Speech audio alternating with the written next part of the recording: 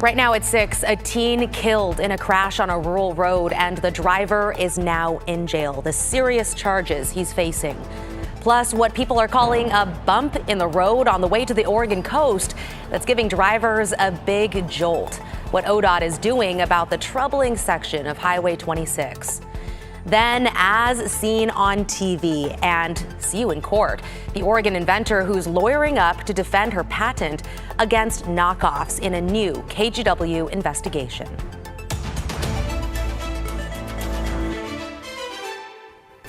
Thanks for joining us. I'm Christine Pitawanich. Our top story here at 6, a 16-year-old girl is dead after a weekend crash, and the driver is in jail tonight, charged with manslaughter. This crash happened on Fern Ridge Road, east of Staten, on Sunday night.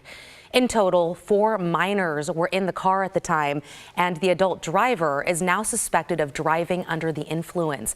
Devin Haskins has the details. The driver, 33-year-old Christopher Atkinson, will remain in Marion County Jail tonight.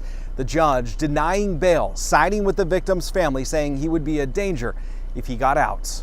Among the first recordings of dispatch audio Sunday night. We have a multi-patient accident, 1 ejected, 2 trapped in, all unconscious. Detail the serious crash first responders were being called to. Copy, launch light flight at 2149. Investigative marks along Fern Ridge Road show where deputies believe Christopher Atkinson's car flew off the road. 16-year-old Zelia Johnson was killed.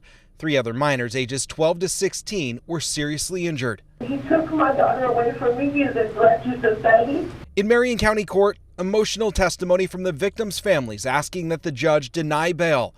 Atkinson has been charged with several crimes, including manslaughter, assault, reckless driving, and giving alcohol to intoxicated minors. I do not think he should ever get out.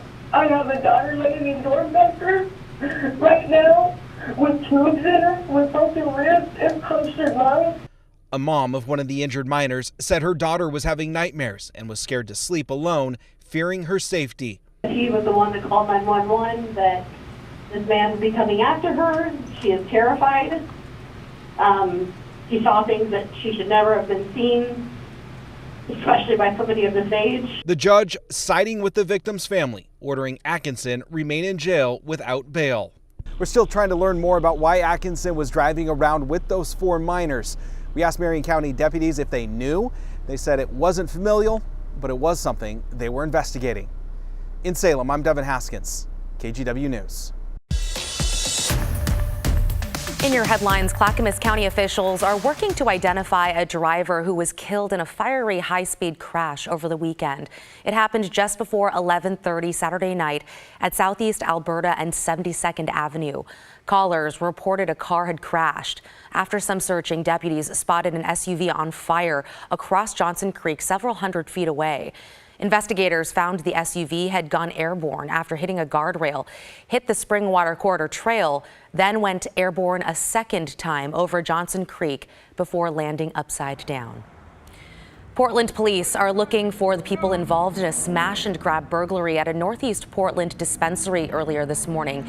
The owner of Lemonade on Northeast Columbia reported an alarm a little after 4 o'clock this morning. Officers got there in time to chase one of the cars believed to be involved, but then stopped after they began driving recklessly. The car was later found abandoned near 147th and Burnside. Patients tell us 2 Columbia River health clinics in Vancouver closed without warning. One was used for mental health services. The other is an addiction treatment center. Many people getting treatment for opioid addiction got their final prescription this morning at the treatment center. And at Columbia River Mental Health Services, patients said people of all ages received therapy at the facility. Now many are scrambling to find other options. They didn't offer no insight, they didn't offer nothing. They just closed the doors. So a lot of people right now who actually desperately need those mental health services are going to be without those mental health services. And that's bad. That's really bad. We reached out to the company to learn why the closures happened. We have not yet heard back. And the Hood River County Sheriff is holding off on retrieving a car from the Columbia River. It's believed to have belonged to the Martin family, who went missing in 1958. A private diver found the station wagon in Cascade Locks 50 feet below the surface, buried in sediment and rock. Earlier this month, crews pulled up the car's engine and chassis. Because of its condition, investigators couldn't absolutely confirm that it was the Martins' car. The sheriff's office said it wouldn't be prudent to dedicate more time and resources into the challenging underwater operation. Daisy?